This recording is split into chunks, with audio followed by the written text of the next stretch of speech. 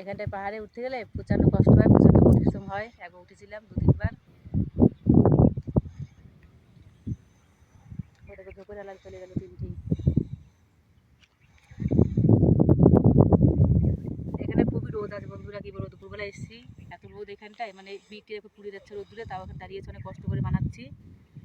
শুধু বানাচ্ছি আপনাদের জন্য, বানাচ্ছি এত কষ্ট করে ভিডিওটা।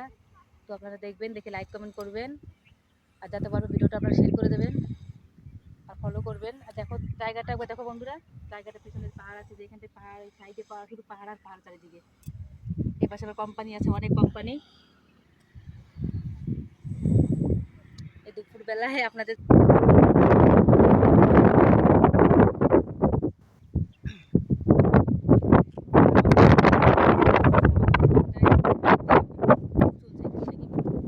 তাও এসছি, অনেক কষ্ট করে ভিডিও বানাচ্ছি।